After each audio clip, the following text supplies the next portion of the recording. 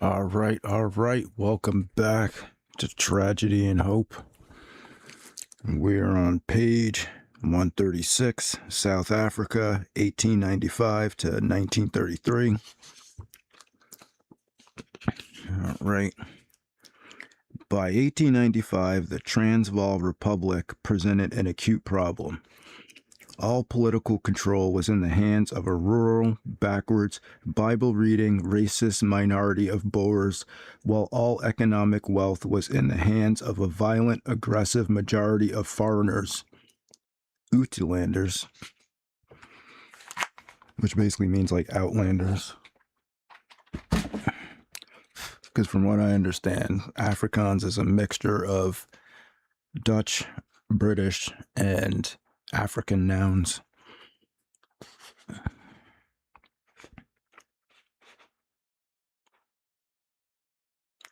Most of who lived in the city of Johannesburg. The Uitlanders, who were twice as numerous as the Boers and owned 2/3 of the land and 9/10 of the wealth of the country, were prevented from participating in political life or from becoming citizens, except after 14 years residence. See, that's bad. And were irritated by a series of minor pinpricks and extortions, such as tax differentials, a dynamite monopoly, and transportation restrictions. See, that was bad. And by rumors that the Transvaal president, Paul Kruger, was intriguing to obtain some kind of German interventions and protection.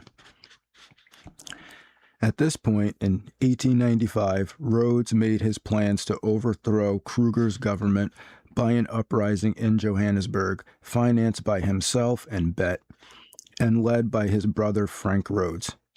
Abe Bailey and other supporters followed by an invasion of the Transvaal by a force led by Jameson from Buchland and Rhodesia. Flora Shaw used the times to prepare public opinion in England, while Albert Grey and others negotiated with Colonial Secretary Joseph Chamberlain for the official support that was necessary. Unfortunately, when the revolt fizzled out in Johannesburg, Jameson raided anyway in an effort to revive it and was easily captured by the Boers. The public officials involved denounced the plot loudly, proclaimed their surprise at the event, and were able to whitewash most of the participants in the subsequent parliamentary inquiry. So basically they false flagged and then just totally said that it didn't happen. Nah, bro, didn't happen. No false flag, didn't happen. What, false flag, bro? What are you talking about? A telegram from the German Kaiser to President Kruger of the Transvaal, congratulating him on his success in preserving the independence of his country without the need to call for aid from his friends, was built up by the Times into an example of brazen German interference with British affairs and almost eclipsed Jameson's aggression. Rhodes was stopped only temporarily, but he had lost the support of many of the Boers. For almost 2 years, he and his friends stayed quiet, waiting for the storm to blow over. Then they began to act again.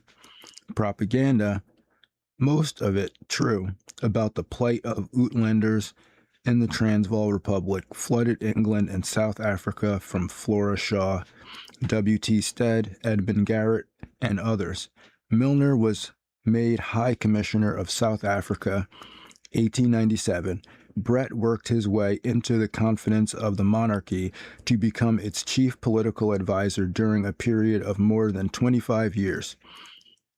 He wrote almost daily letters of advice to King Edward during his reign, 1901 to 1910. By a process whose details are still obscure, a brilliant young graduate of Cambridge, Jan Smuts, who had been a vigorous supporter of Rhodes and acted as his agent in Kimberley as late as 1895, and who was one of the most important members of the Rhodes-Milner Group in the period of 1908 to 1950 something. It's 1950 when the Transvaal, and by violent anti-British agitation, became state secretary of that country, although a British subject, and chief political advisor to President Kruger. Milner made provocative troop movements on the Boer frontiers in spite of the vigorous protest of his commanding general in South Africa, who he had to be removed. And finally, war was precipitated when Smuts drew up an ultimatum insisting that the British troop movement cease, and when this was rejected by Milner.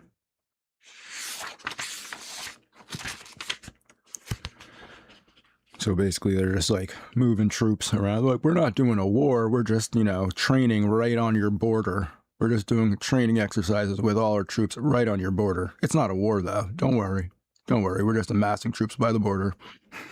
Nothing to see here. Just troops by the border. The Boer War, 1899 to 1902, was one of the most important in British imperial history.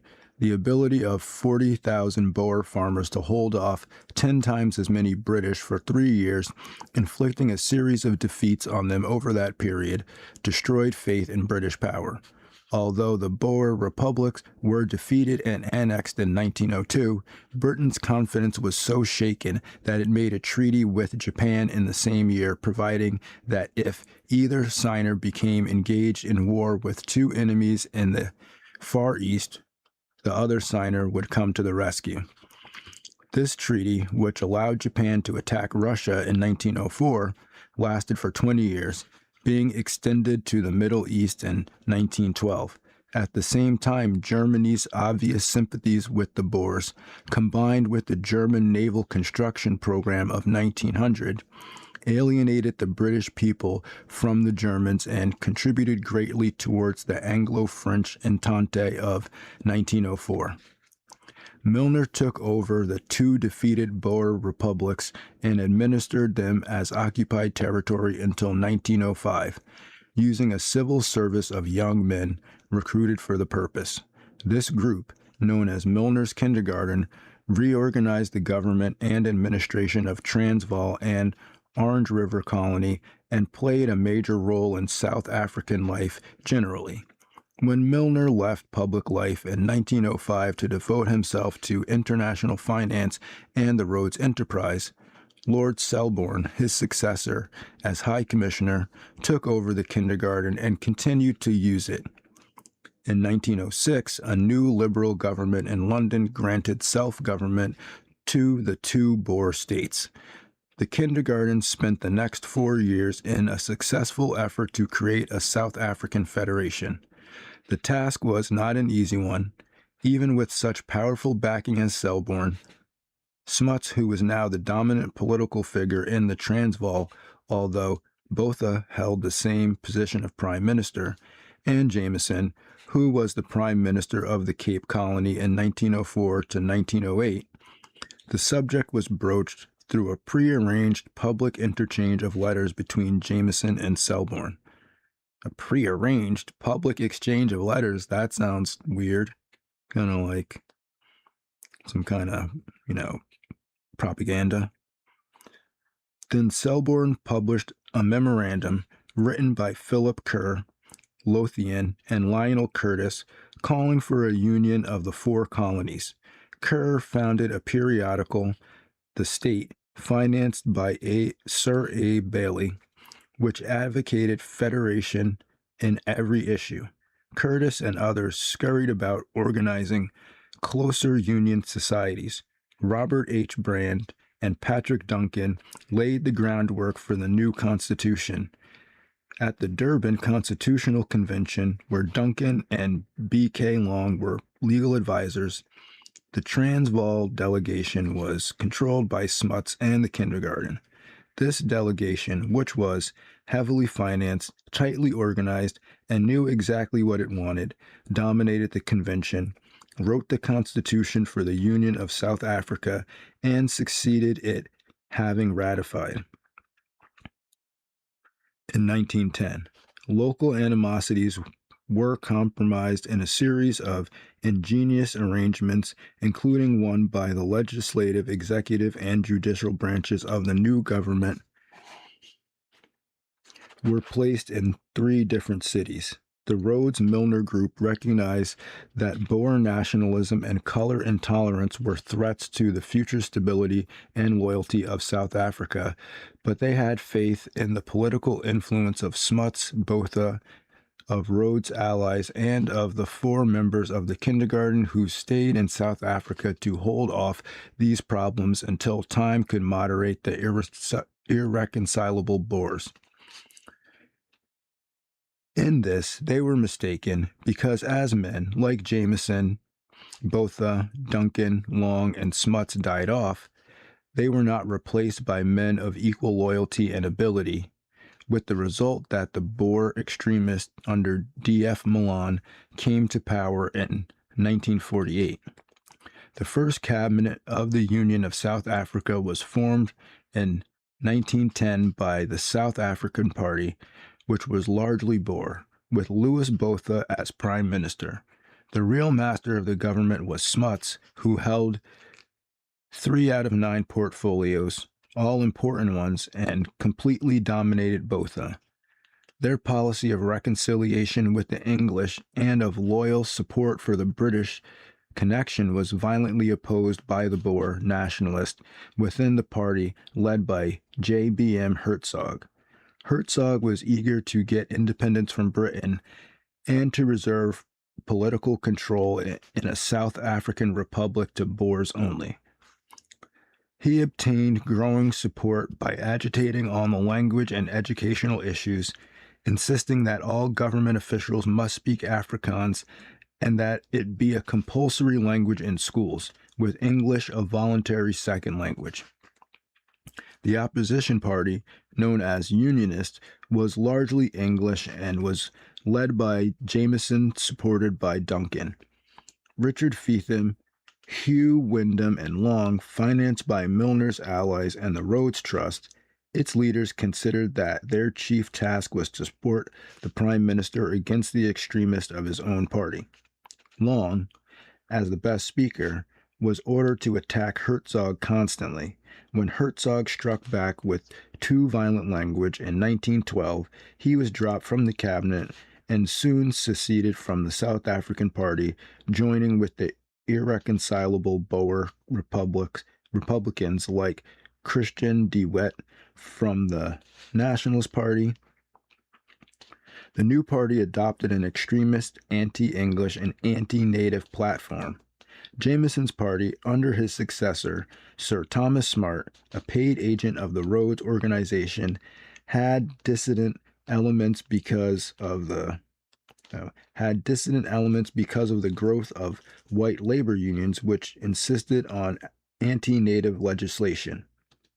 By 1914, these formed a separate labor party under F.H.P. Cresswell and were able to win from Smuts a law excluding natives from most semi-skilled or skilled work or any high-paying positions. See, that's what I'm saying. That's not good. The natives were compelled to work for wages, however low, by the need to obtain cash for taxes and by the inadequacy of the native reserves to support them from their own agricultural activities. It's kind of like the Native Americans where you can see, like if you go to like Arizona, you can see where they used to live. And where they used to live was like by rivers where there was like water and some type of like vegetation. And then you see where they moved them to the middle of the desert where it's like 120 degrees, sand, there's no water, it's just rocks. And then they're like, look, they can't survive. Look, the Native Americans couldn't survive. Well, that's because they used to live by the river. And then you moved them into the middle of the desert.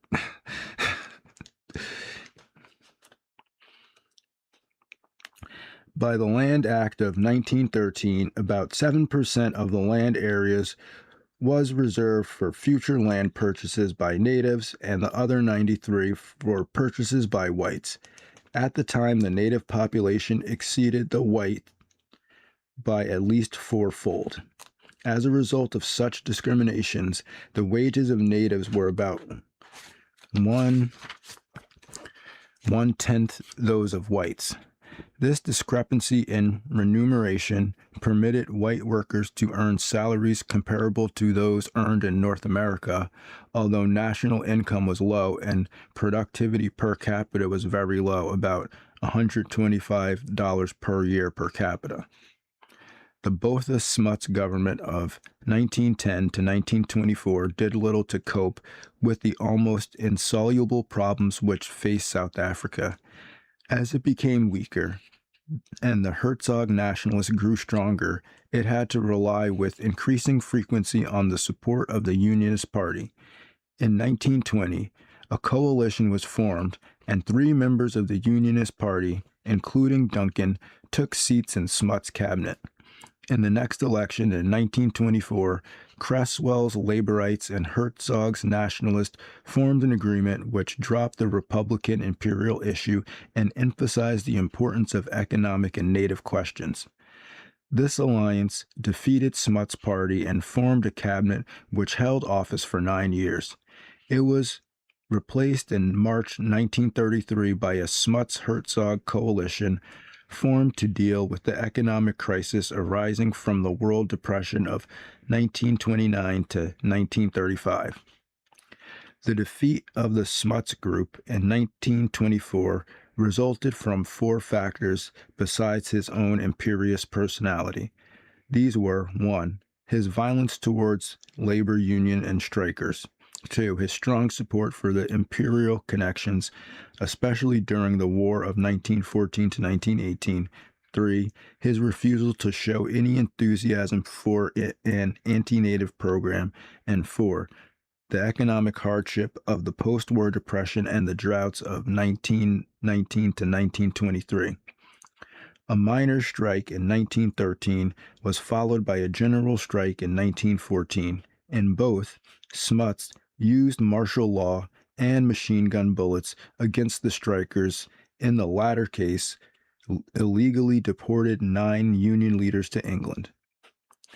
This problem had hardly subsided before the government entered the war against Germany and actively participated in the conquest of German Africa, as well as in the fighting in France. Opposition from Boer extremists to this evidence of the English connection was so violent that it resulted in open revolt against the government and mutiny by various military contingents who sought to join a small German force in the South Africa. The rebels were crushed, and thousands of their supporters lost their political rights for 10 years. Botha, and even more, Smuts, played major roles in the Imperial War Cabinet in London and at the Peace Conference of 1919. The former died as soon as he returned home, leaving Smuts as Prime Minister to face the acute post-war problems. The economic collapse of 1920 to 1923 was especially heavy in South Africa as ostrich feather and diamond markets were wiped out, the gold and export markets were badly injured, and years of drought were prevalent. Efforts to reduce costs in the mines by increasing use of native labor led to strikes and eventually to revolution on the Rand in 1922. Over 200 rebels were killed. As a result, the popularity of Smuts in his own country reached a low ebb just at the time when he was being praised almost daily in England as one of the world's greatest men. These political shifts in South Africa's domestic affairs did little to relieve any of the acute economic and social problems which faced that country. On the contrary, these grew worse by year. In 1921, the Union had only 1.5 million whites, 4.7 million natives, 545,000 mulattoes, or colored, and 166,000 Indians. By 1936, the whites had increased by only 500,000, while the number of natives had gone up almost 2 million. These natives lived on inadequate and eroded reserves or in horrible urban slums and were drastically restricted in movement, residence, or economic opportunities and had almost no political or even civil rights. By 1950, most of the native workers of Johannesburg lived in a distant suburb where 90,000 Africans were crowded into 600 acres of shacks with no sanitation, with almost no running water, and with such inadequate bus service that they had to stand in line for hours to get a bus into the city to work. In this way, the natives were steadily detribalized, abandoning allegiance to their own customs and beliefs, including religion, without assuming the customs or beliefs of the whites. Indeed, they were generally excluded from this because of obstacles placed in their path to education or property ownership. The education and property ownership are the things that are beneficial. It's not being white. It's not being like a European person. It's just understanding that education and property ownership are good things and that respecting property rights is a good thing.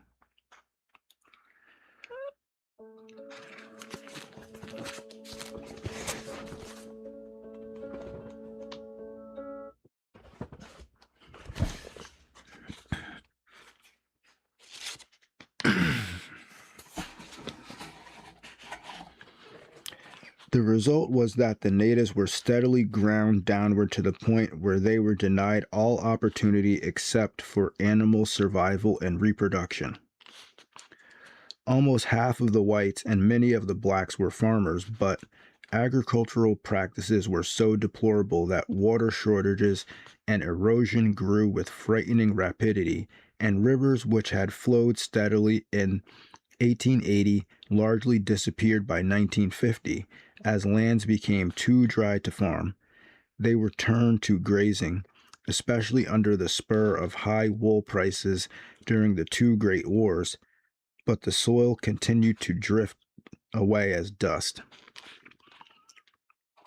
Because of the low standards of living for blacks, there was little domestic market either for farm products or industrial goods.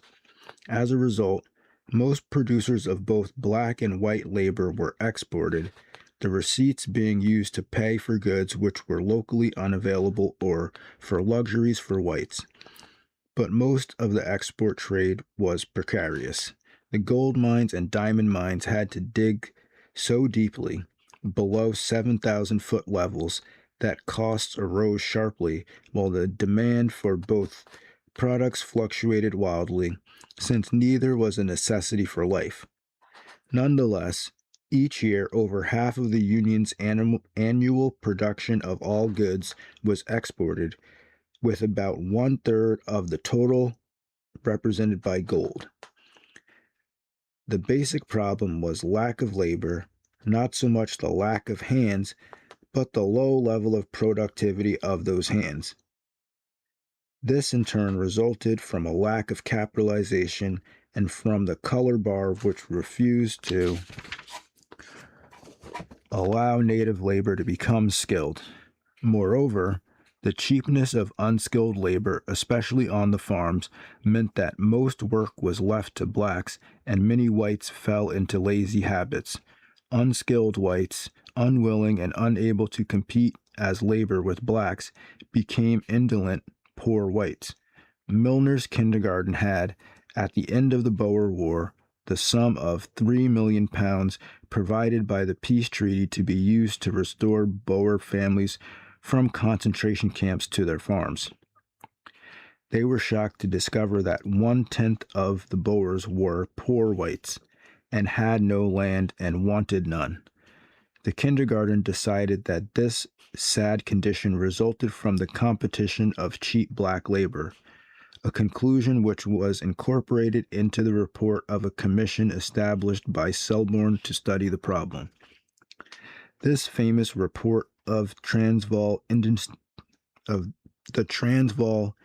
Indigency Commission published in 1908, was written by Philip Kerr and republished by the Union government 20 years later.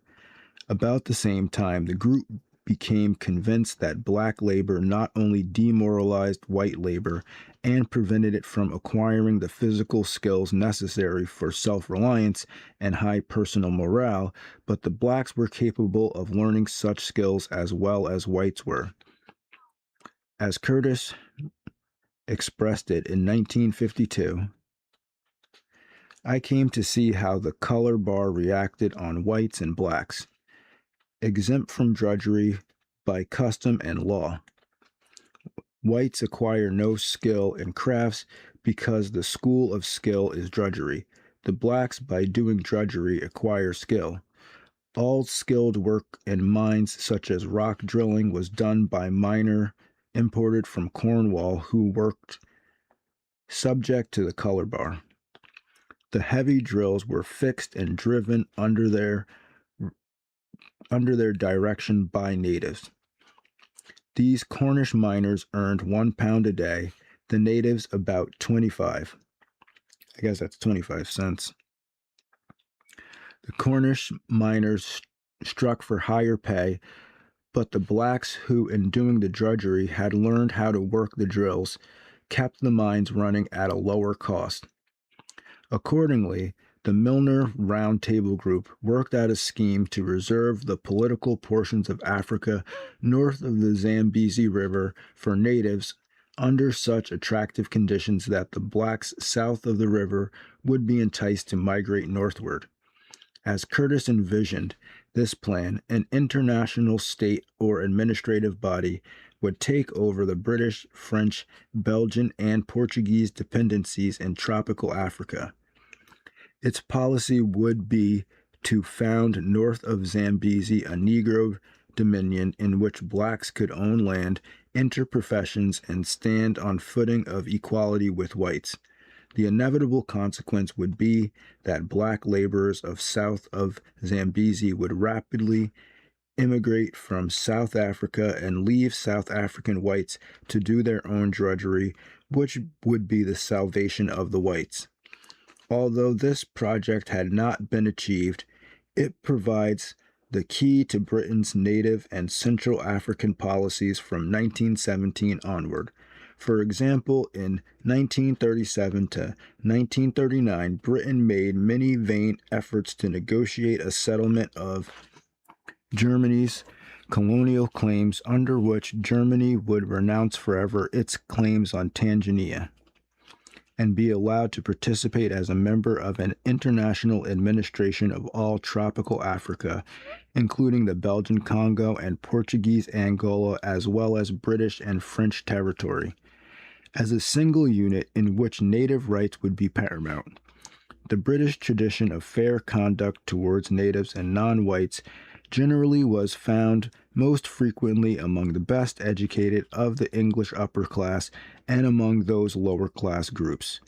Such missionaries were religious influences, such as missionaries where religious influences were strongest. This tradition was greatly strengthened by the actions of the Rhodes-Milner Group, especially after 1920. Rhodes aroused considerable ill feelings among the whites of South Africa when he announced that his program included equal rights for all civilized men of south of the Zambezi, and went on to indicate that civilized men, including ambitious, literate Negroes. When Milner took over the Boer states in 1901, he tried to follow the same policy. The Peace Treaty of 1902 promised that the native franchise would not be forced on the defeated Boers, but Milner tried to organize the governments of municipalities, beginning with Johannesburg, so that natives could vote. This was blocked by the kindergarten, led by Curtis, who was in charge of the municipal reorganization in 1901 to 1906. Because they considered reconciliation with the Boers as a preliminary to a South African Union to be more urgent. Similarly, Smuts as the chief political figure in South Africa after 1910, had to play down native rights in order to win Boer and English labor support for the rest of his program. The Rhodes-Milner Group, however, was in a better position to carry out its plans in the non-self-governing portions of Africa outside the Union. In South Africa, the three native protectorates of Swaziland, Buchland, and Batusoland were retained by the imperial authorities as areas where native rights were paramount and where tribal forms of living could be maintained at least partially. However, certain tribal customs, such as those who required a youth to prove his manhood by undergoing inhuman suffering or engaging in warfare or cattle stealing before he can marry or become a full-fledged member of the tribe, had to be curtailed.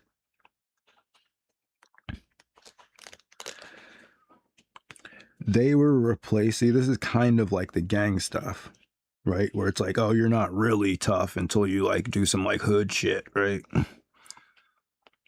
They were replaced in the 20th century by customs of taking work in the mines of South Africa as contract laborers for a period of years. Such labor was an onerous and killing as tribal warfare had been earlier because deaths from disease and accident were very high. But by undergoing this test for about 5 years, the survivors obtained sufficient savings to allow them to return to their tribes and buy sufficient cattle and wives to support them as full members of the tribe for the rest of their days. Unfortunately, this procedure did not result in good agricultural practices, but rather in overgrazing, growing drought and erosion, and great population pressure in the native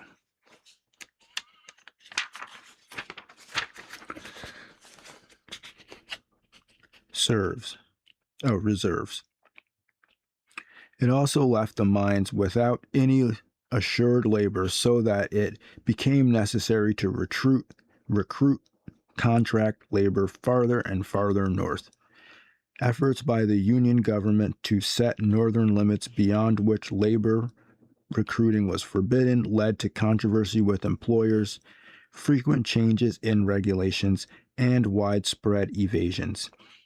As a consequence of an agreement made by Milner with Portuguese authorities, about a quarter of the natives working in South African mines came from Portuguese East Africa even as late as 1936. Making the Commonwealth, 1910 to 1926. It's page 144. As soon as South Africa was united in 1910, the kindergarten returned to London to try to federate the whole empire by the same methods. They were in a hurry to achieve this before the war with Germany, which they believed to be approaching. With Abe Bailey money, they founded the Round Table under Kerr's editorship, met in formal conclaves presided over by Milner to decide the fate of the empire, and recruited new members to their group, chiefly from New College, of which Milner was a fellow. The new recruits included a historian, S.F. Oliver, Sir Alfred Zimmern, Sir Reginald Copeland, Lord Lovat, and Waldorf Astor. Curtis and others were sent around the world to organize roundtable groups in the chief British dependencies. For several years, 1910 to 1916, the roundtable groups worked desperately trying to find an acceptable formula for federating the empire. 3 books and many articles emerged from these discussions, but gradually it became clear that federation was not acceptable to the English-speaking dependencies. Gradually, it was decided to dissolve all formal bonds between these dependencies, except, perhaps, allegiance to the crown, and depend on the common outlook of Englishmen to keep the empire together. This involved changing the name British Empire to Commonwealth of Nations, as in the title of Curtis's book in 1916, giving the chief dependencies, including India and Ireland, their complete independence, but gradually and by free gift rather than under duress, working to bring the United States more closely into this same orientation and seeking to solidify the intangible links of sentiment by propaganda among financial, educational, and political leaders in such country. Notice that he says that solidify the intangible links of sentiment by propaganda among financial, education, and political. All right. I think I need a post-it note for that one.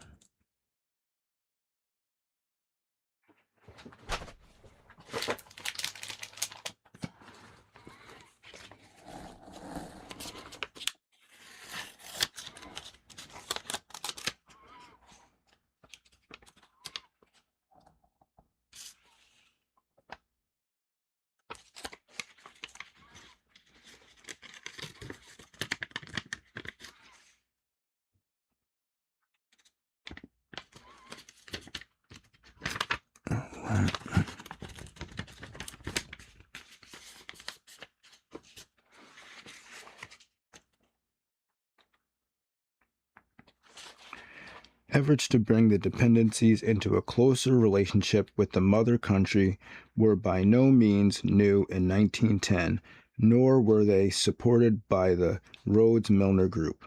Nevertheless, the actions of this group were all pervasive. The poor military performance of British forces during the Boer War led to the creation of a commission to investigate the South African War, with Lord Esher as a chairman in 1903. Among other items, this commission recommended creation of a permanent committee of imperial defense. Esher became unofficial chairman of this committee, holding the position for the rest of his life, 1905 to 1930. He was able to establish an imperial general staff in 1907 and to get a complete reorganization of the military forces of New Zealand, Australia, and South Africa so they could be incorporated into the imperial forces in an emergency, 1909 to 1912. On the committee itself, he created an able secretariat which cooperated loyally with the Rhodes-Milner Group thereafter. These men included Sir Maurice Hankley and Sir Ernest Swinton, who invented the tank in 1915.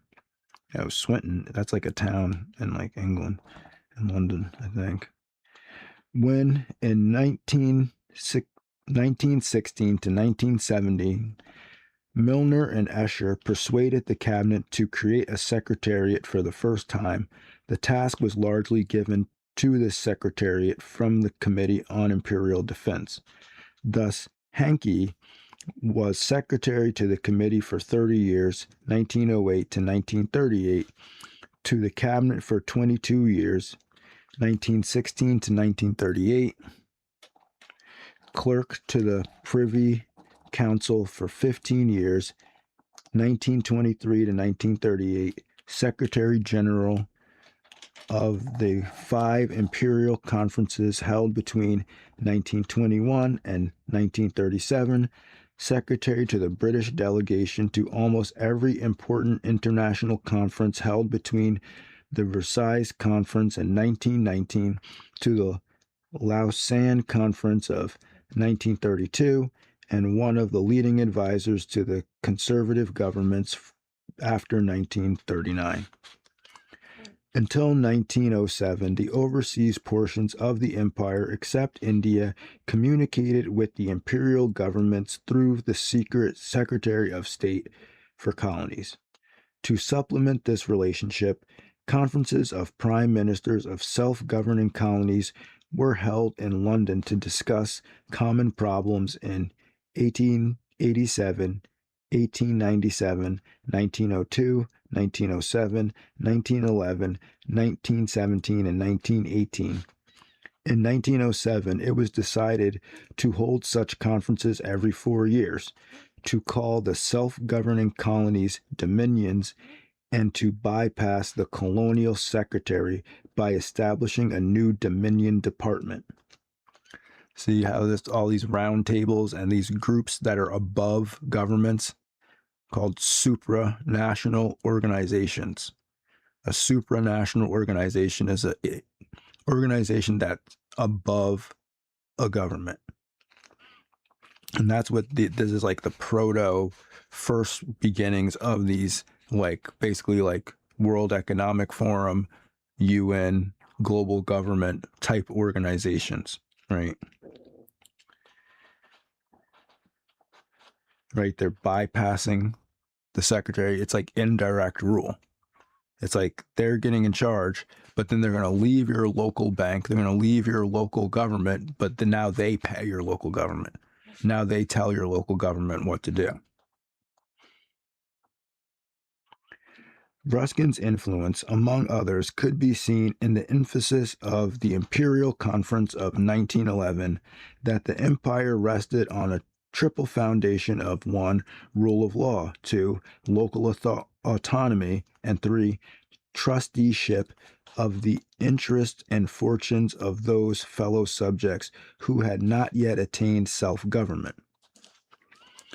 The conference of 1915 could not be held because of the war, but as soon as Milner became one of the 4 members of the War Cabinet in 1915, his influence began to be felt everywhere. We have mentioned that he established a cabinet secretariat in 1916 to 1917 consisting of 2 protégés of Esser, Hankley and Swinton, and 2 of his own, his secretaries Leopold Amory and W.G.A. Ormsby Gore. Why these people always got to have like 15 names? Later Lord Harlech. At the time, he gave the Prime Minister, Lloyd George, a secretariat from the Round Table consisting of Kerr, Grigg, Adams, a Fellow of All Souls College, and Astor. He created an imperial war cabinet by adding Dominion prime ministers, particularly Smuts, to the United Kingdom war cabinet. He also called the imperial conferences of 1917 and 1918 and invited the dominions to establish residence ministers in London.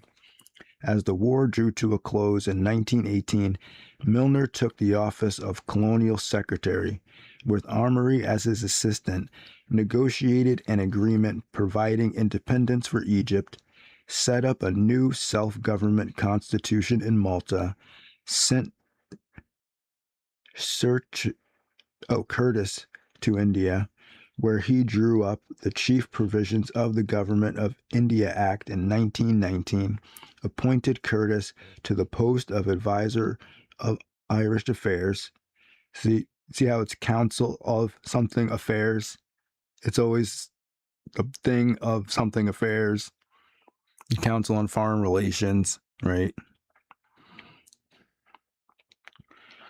Where he played an important role in granting Dominion status to Southern Ireland in 1921, gave Canada permission to establish separate diplomatic relations with the United States, the first minister being the son-in-law of Milner's closest collaborators on the Rhodes Trust, and called the Imperial Conference of 1921.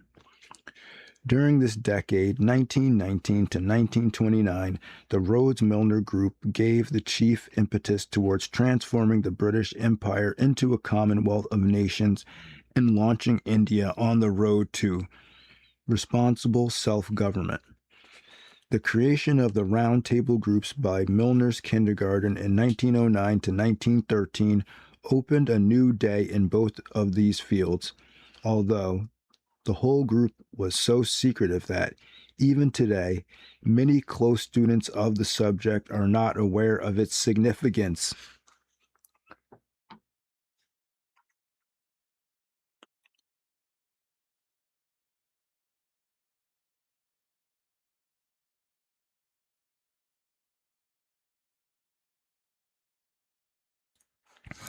You see that?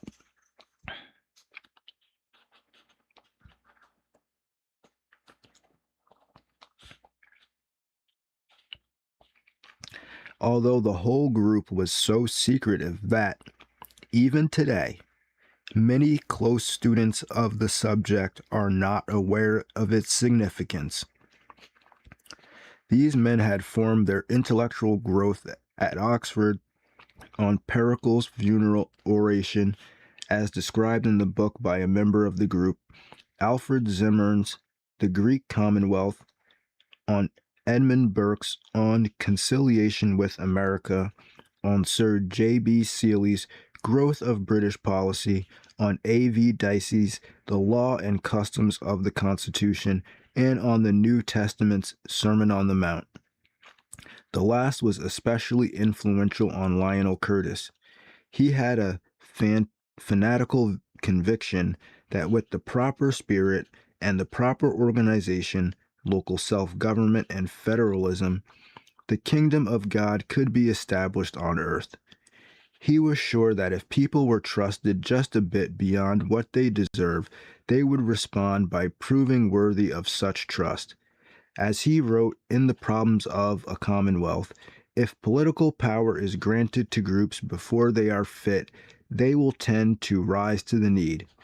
This was the spirit which Milner's group tried to use towards the Boers in 1902 to 1910, towards India in 1910 to 1947, and, unfortunately, towards Hitler in 1933 to 1939. This point of view was reflected in Curtis's 3 volumes on world history, published as Sisyphus Day in 1938.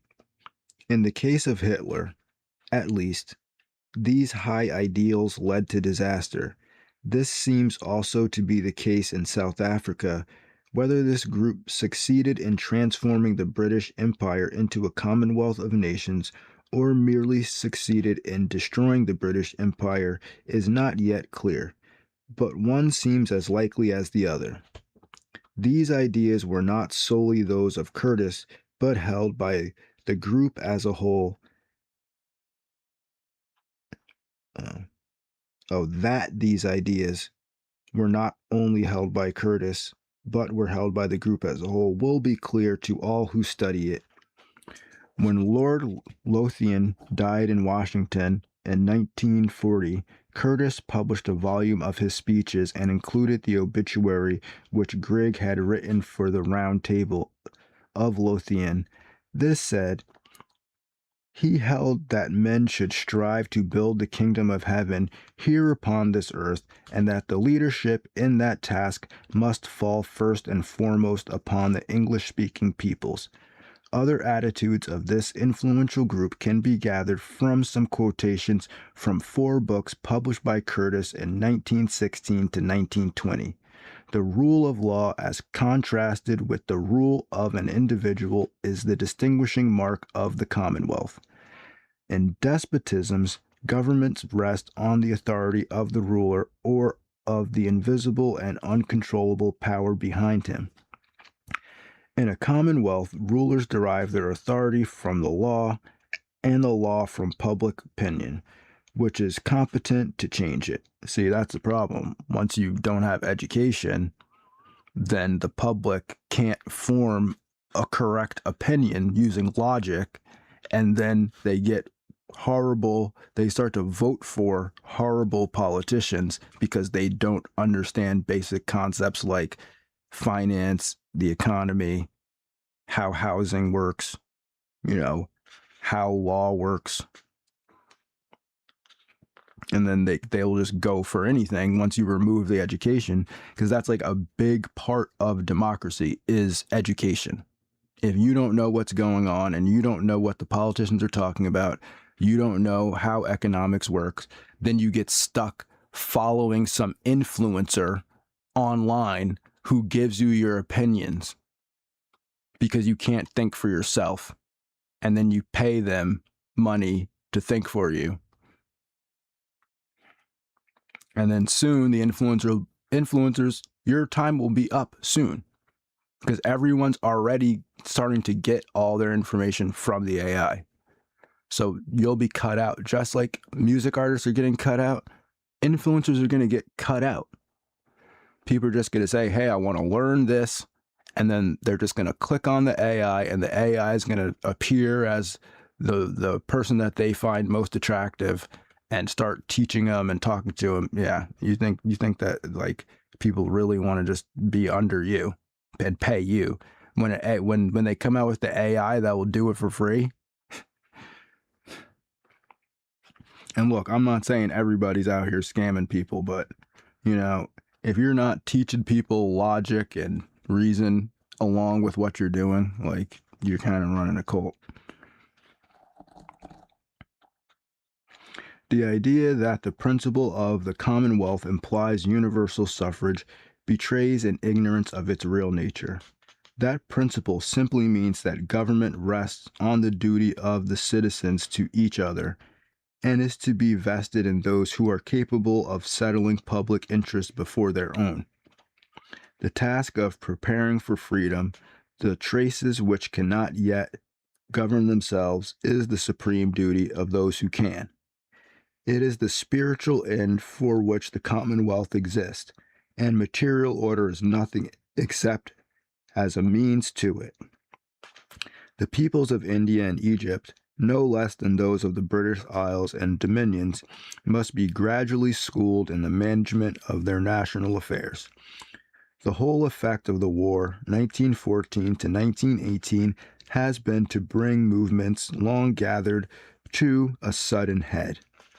Companionship in arms has fanned long smoldering resentments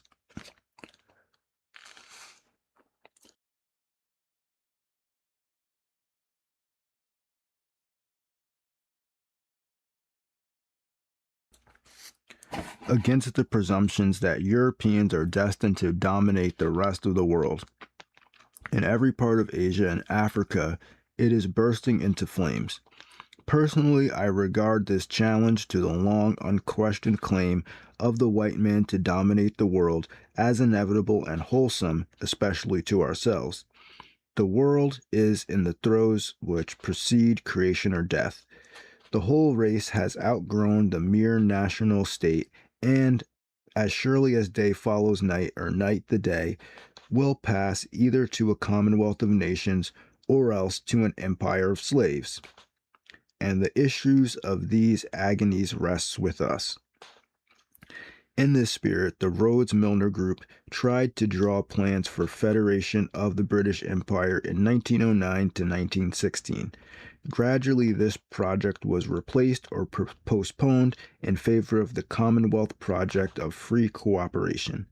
Milner seems to have accepted the lesser aim after a meeting sponsored by the Empire Parliamentary Association on July 28, 1916, at which he outlined the project for federation with many references to writings of Curtis, but found that not one Dominion member present would accept it.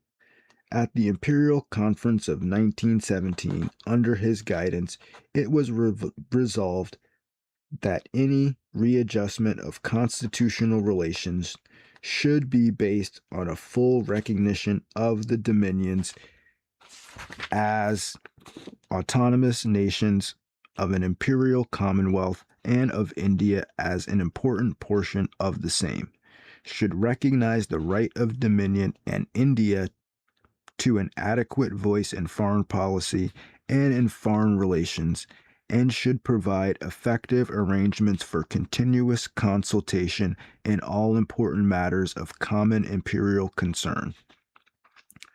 These guys don't know how to use a period.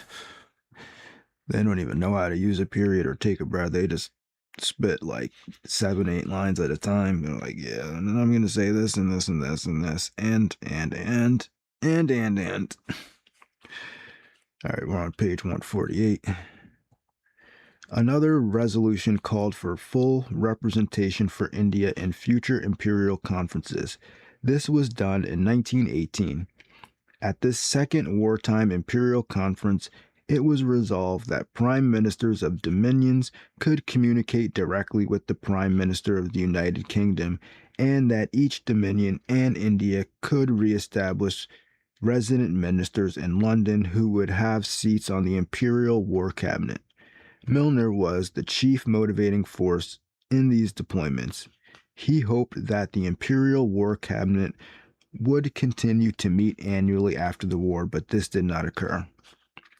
During these years, 1917 to 1918, a declaration of war was drawn up establishing complete independence for the dominions, except for allegiance to the crown.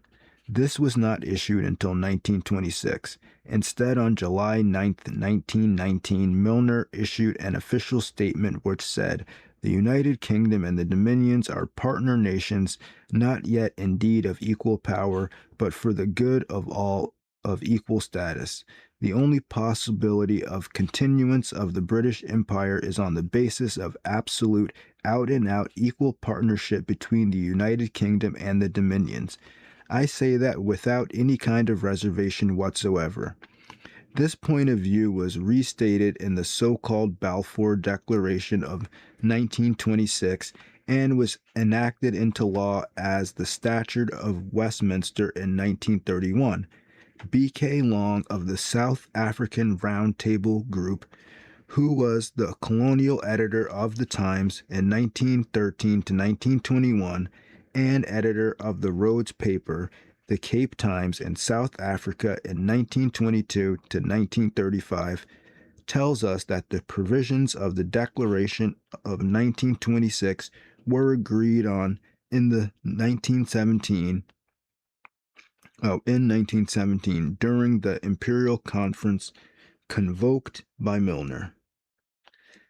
They were formulated by John W. Defoe, editor of the Winnipeg Free Press for 34 years and the most influential journalist in Canada for much of that period. Defoe persuaded the Canadian Prime Minister Sir Robert Borden to accept his ideas and then brought in Long and Dawson, editor of the Times. Dawson negotiated the agreement with Milner, Smuts, and others. Although Australia and New Zealand were far from satisfied, the influence of Canada and of South Africa carried the agreement. 9 years later, it was issued under Balfour's name at a conference convoked by Armory.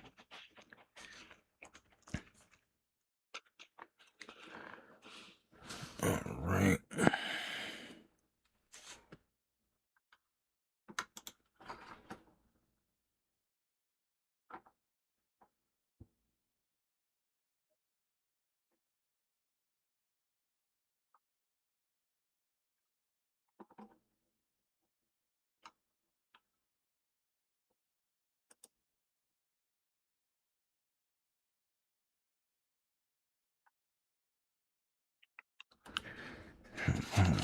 Next section.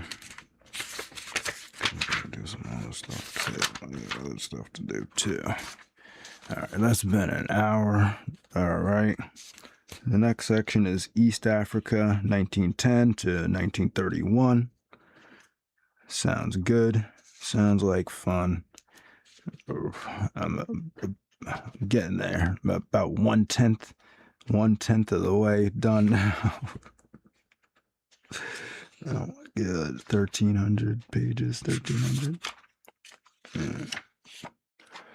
Almost 1/10. I guess 1/10. I'm over 1/10 because it's 148. So,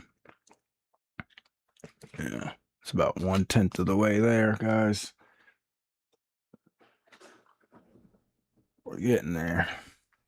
Yeah, this Gerald Celente cover has got me laughing. It's got all the world leaders. That's how you use AI. That's how you do AI. They're not governments. They're mental institutions, and the inmates are running the asylum. That's pretty funny. All right. I'm going to get out of here for now. Talk to you later, and peace.